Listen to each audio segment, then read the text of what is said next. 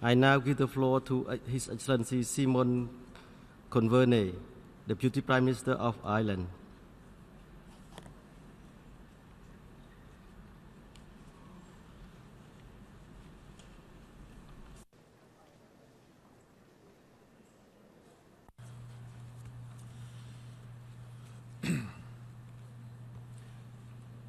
President, the General Assembly is meeting this week as we mark the 100th anniversary of the birth of Nelson Mandela, and also as we mourn the recent death of Kofi Annan. Two great leaders from Africa whose personal commitment to the values and principles of multilateralism was unwavering. Something we should reflect on and I hope draw inspiration from, particularly at a time of global instability and open challenge to the very approach to the global decision-making process that has been the foundation of this institution. Ireland was honoured to have been asked to co-facilitate the consultative process with Member States to produce the political declaration adopted at the Mandela Peace Summit on Monday. Nelson Mandela and Kofi Annan were revered and loved in my country.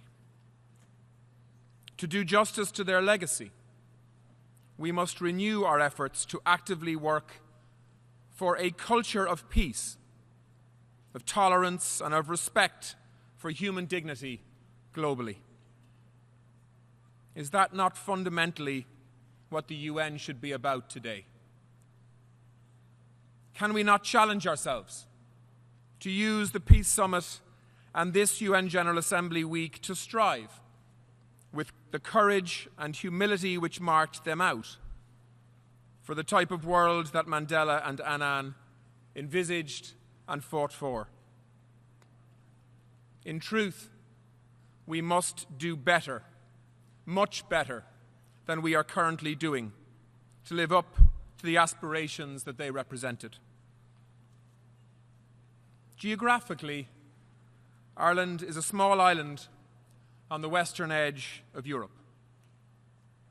But in Ireland, we see ourselves as an island at the centre of the world, with a global diaspora more than 10 times the size of our population at home.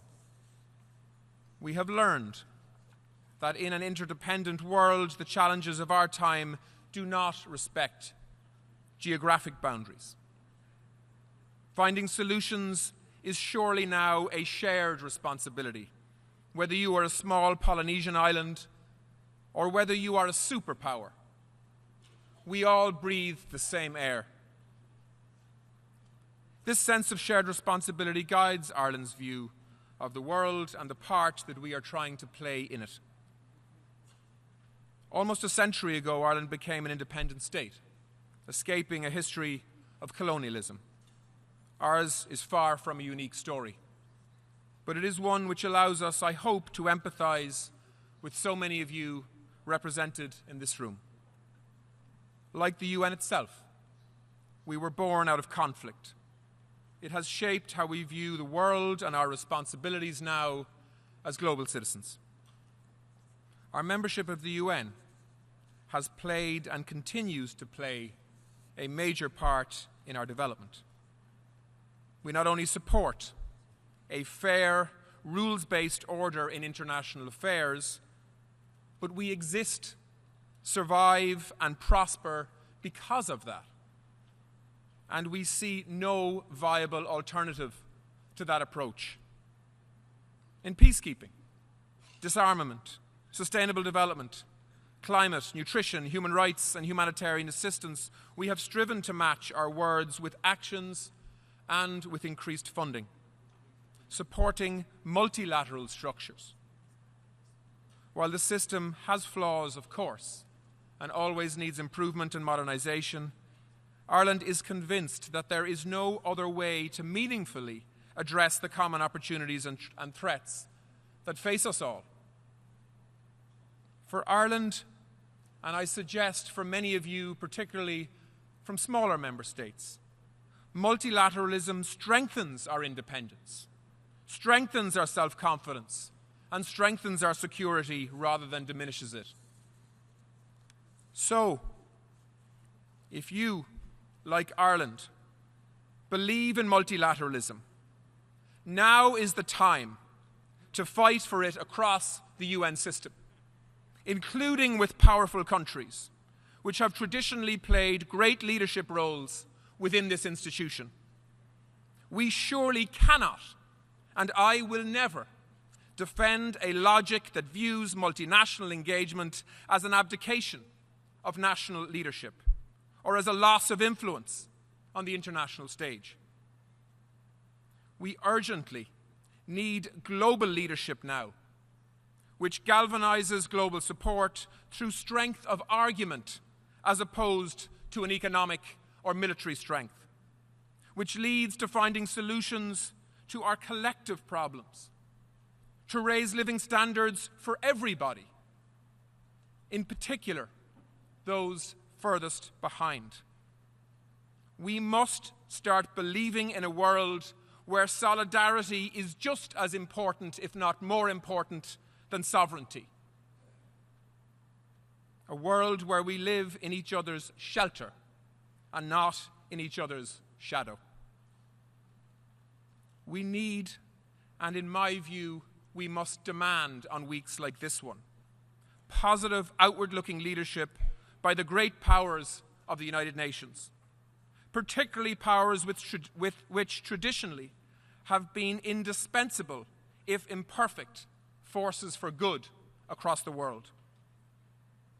Without this, in truth, I fear for the future of global stability. And I fear for the future of the UN in the work that it must do. A work that can never be replicated or replaced by transactional bilateral engagement, where the powerful dominate decisions and where decisions are no longer based on the strength of argument, compassion, or generosity, but instead based on states being forced to choose sides, fearful perhaps of being offside with the strong or the powerful, or in some cases singled out for special treatment if they don't give their support. Ireland does not wish to see any diminution in the role played by the UN's leading actors and leading funders. But at the same time, we will always demand a place on the stage for everybody and an atmosphere that encourages free speech and new, if sometimes controversial, thinking. The UN's foundations will crumble without the inclusivity and generosity of thinking embedded through decades of experience. And you know, sometimes it is the smallest states that have the answers to the biggest problems. Today, we cannot be complacent either about the institutional reforms needed to maximize the UN's legitimacy and relevance in a rapidly changing world. Ireland salutes the efforts of the Secretary General and welcomes the steps taken by the General Assembly on reform. But implementation of those reforms will be our real test of success. Ireland particularly wants to see successful reform of the UN development system to support the implementation of the Sustainable Development Goals. That is why my government earlier this month pledged more than $1 million in support of the reform of the UN development system to complement the strong financial support that Ireland has an obligation to continue to provide to UN funds, programmes and agencies. But reforms at the UN must go beyond the managerial and structural level. The UN's political bodies must also catch up to where the rest of the world is right now. This is particularly the case regarding the Security Council. Ireland is clear on the need to increase the size of the Council. many areas of the world are either insufficiently represented at the Security Council or in some cases not represented at all. The historic, unjust underrepresentation from Africa in particular needs to be addressed so that there can be a fair African say in Council conclusions affecting their own continent, where much of the UN's focus will be needed in the decades ahead. We know that. We also want to see consideration of a designated role for small island developing states. The growing impact of climate change that you've heard from speakers before me, and international peace and security concerns add weight to this call. It's not only the composition of the Security Council, though, that needs to come under scrutiny. The use or threat of the veto remains a serious obstacle to the work of the Council, but also to the work of the UN as a whole. Far too often, this results in the shocking abandonment of some of the most vulnerable people on our planet. The failure of the Security Council to take action to prevent mass atrocity crimes betrays victims and undermines the UN's credibility. History will not judge us kindly on this issue. I strongly believe that the political reform of the Council would inevitably lead to a greater sense of participation, responsibility and ownership among the UN membership as a whole. This would surely only be a positive for the functioning of the UN more widely. Many say that people like me and others are wasting our time calling for reform of the Security Council, that the great powers will never allow it. Maybe so. But if the power of evidence and argument is to mean anything in this chamber, then Ireland will keep trying to build a coalition for change. President, while recognizing the need for new structures, we also need to make the best use of existing structures and always look to improve them, of course. International criminal justice, where there has been an irreversible and I hope significant shift towards accountability, is one such example. This is particularly pertinent. It is particularly pertinent to recall this on the 20th anniversary of the adoption of the Rome Statute of the International Criminal Court. Justice and accountability is always a better alternative to revenge, impunity, or amnesty. And we have seen important developments in the area of gender-based and sexual violence by enabling the prosecution of sexual violence as a war crime, a crime against humanity and genocide. We've witnessed universal justice strengthened beyond power politics and beyond geopolitical interests, I'm glad to say. And I'm pleased to report that earlier this month, Ireland ratified the amendments to the Rome Statute of the International Criminal Court on the crime of aggression, where we agreed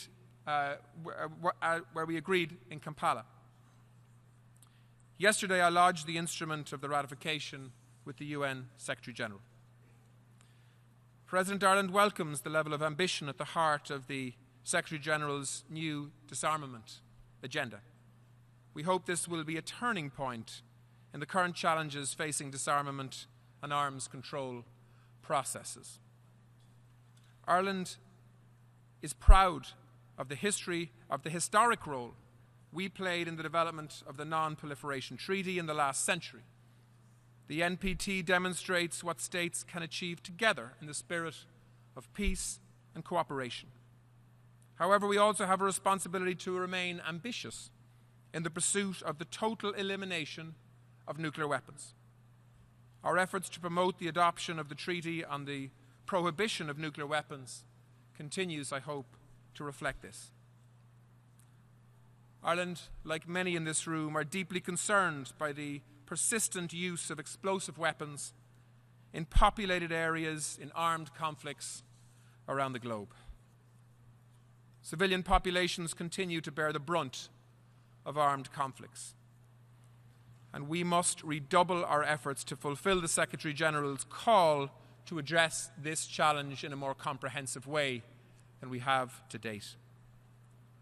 We continue to call on the DPRK to abide by its obligations under the relevant United Nations Security Council resolutions and its international commitments, and to abandon all nuclear and other weapons of mass destruction and ballistic missile programs in a complete, verifiable and irreversible manner, and we welcome progress towards that end.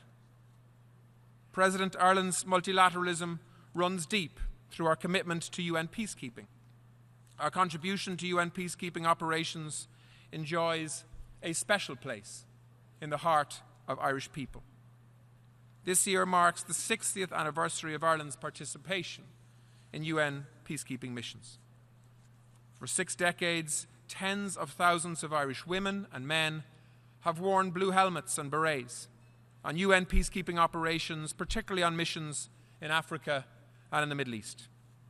Our Prime Minister stated here at UN headquarters in July that we are as proud of the blue helmet as we are of the harp or the shamrock, symbols of Ireland. Today there are more than 500 Irish Defence Force personnel, men and increasingly women, I'm glad to say, across the Middle East and Africa in 6 UN missions. The UN's humanitarian and development work is central to Ireland's commitment to the UN. But we know that we have an obligation to do more. We have reaffirmed our commitment to achieving the UN target of providing 0.7% of gross national income for official development assistance by 2030, the same year that the world has pledged to deliver the Sustainable Development Goals. But in real terms, what that means is Ireland increasing our contribution to development from about 750 million euros a year to over 2.5 billion euros a year over the next 10 to 12 years. We are ambitious for Ireland's international development cooperation, but we need to be authentic to our own experiences to maximise our own contribution. My country has known hunger and famine. We have known poverty, but we have also experienced transformation, a transformation based on education and innovation and a vibrant civic society. Our values are not Ireland's alone, of course. They are at the core of the 2030 agenda and the future that most people in this room seek. We know that to create a peaceful, fair and just world, we must respect the human rights of everybody. Economic progress cannot be delivered at the cost of inequality and protecting the most vulnerable in our societies. We must also go beyond rhetoric in our efforts to empower women and girls. Gender equality cannot be seen as a gift to be granted, but rather as a fundamental driver which can underpin real improvements in the lives of so many people. President, the need for collective action to address climate change has been a common theme this week and is more evident by the month. As an island state, we learned centuries ago that the waters surrounding our island cannot deter forces beyond our control. Isolation does certainly not mean safety. Since I spoke here last year, Ireland has experienced its first hurricane generated in the Eastern Atlantic, its most severe winter cold snap, and the most sustained drought in living memory this summer. The denial needs to end on climate change, and the collective action on climate adaptation as well as mitigation needs to intensify. Today, many more island nations face challenges not of their making through climate change, pollution, and rising sea levels. We must work together to face these challenges, nations united in a determination to protect ourselves and the way in which we live.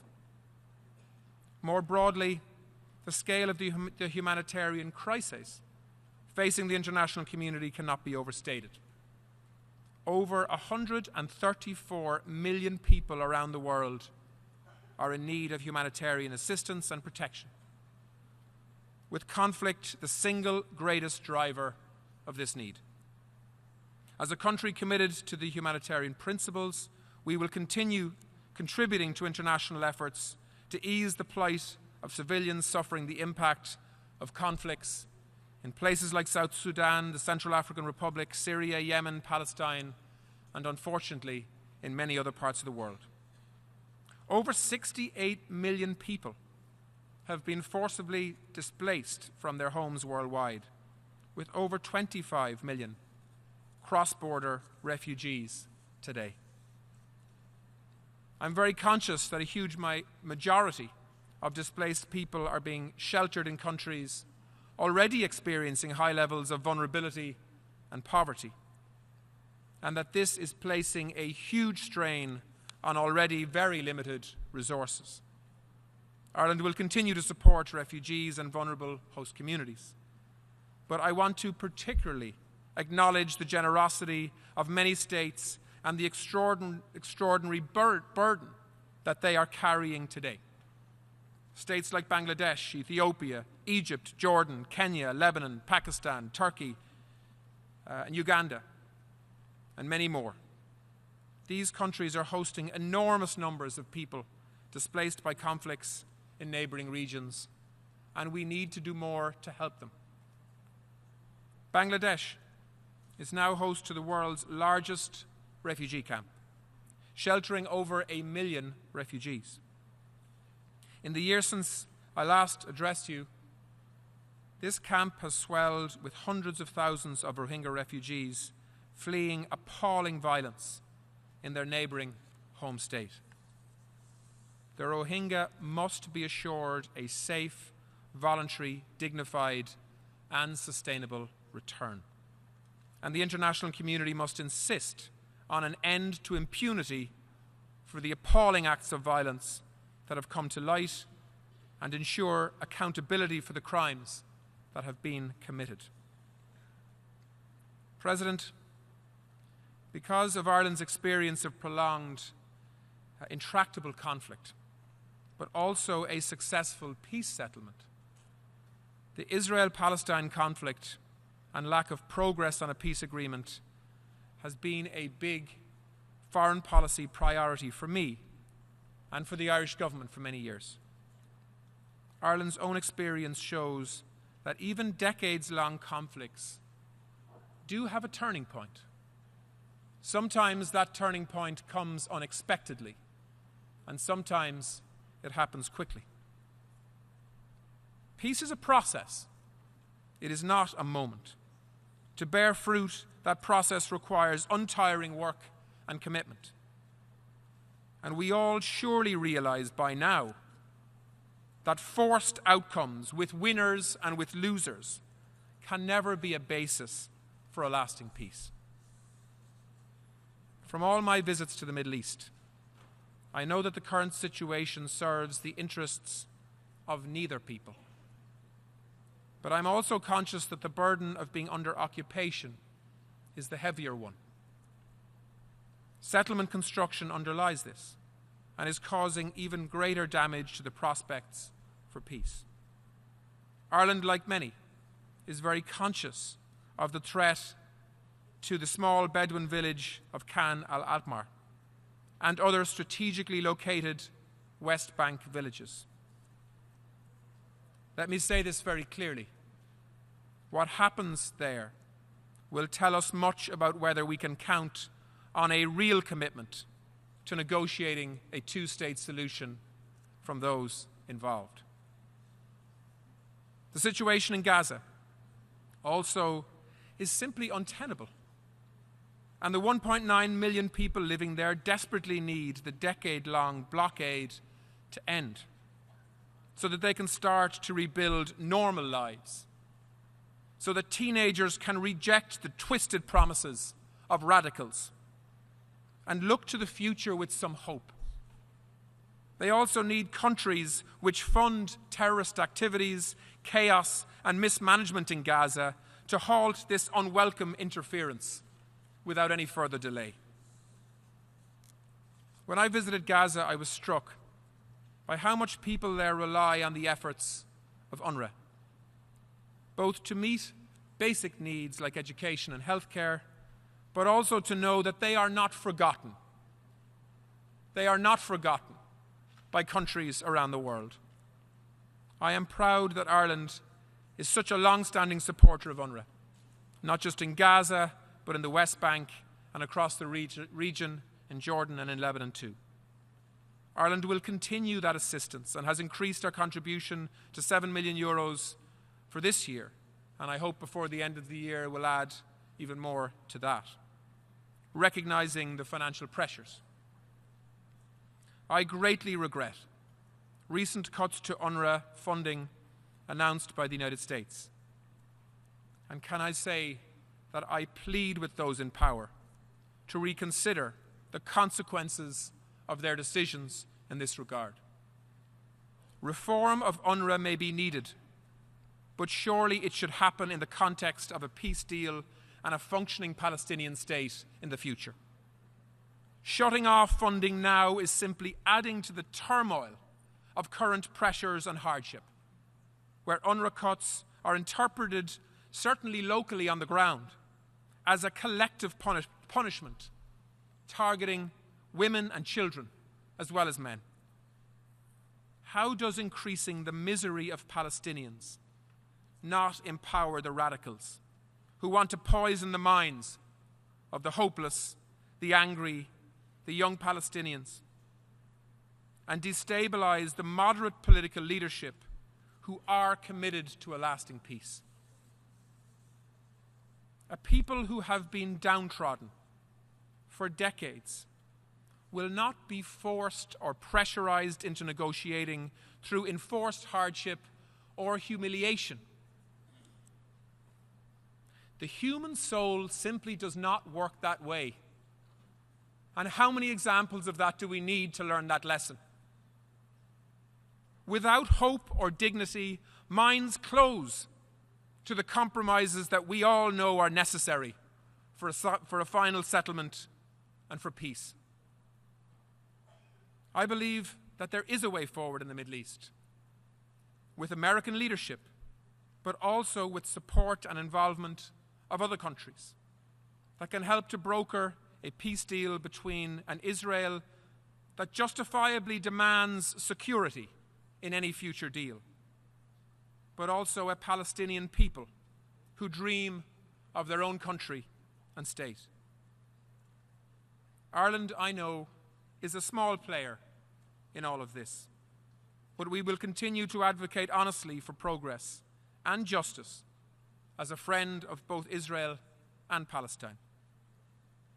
President, Member States know that Ireland is a proud and ambitious candidate for a seat on the Security Council at the elections that will be held in June 2020. We have been making our case better known with states over the past months. My apologies if we've been overdoing it.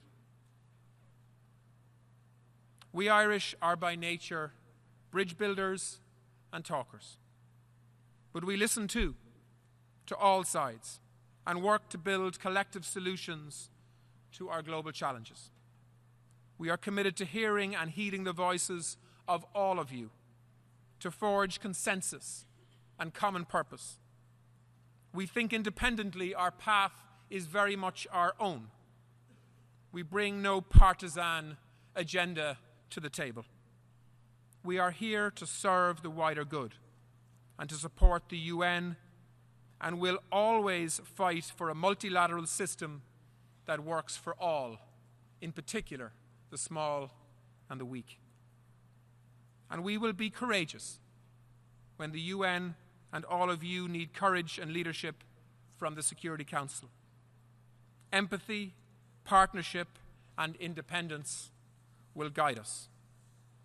With Ireland, you have a small country with a broad mind, a listening ear, and a strong independent voice that promotes the values that I hope you share and that can take this institution forward with confidence and with fairness in the future. Thank you very much.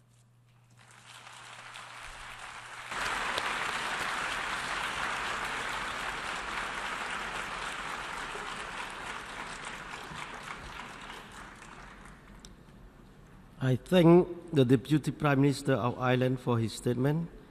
I now give the floor to His Excellency Adel Ahmed Al-Jubeir, Minister for Foreign Affairs of Saudi Arabia.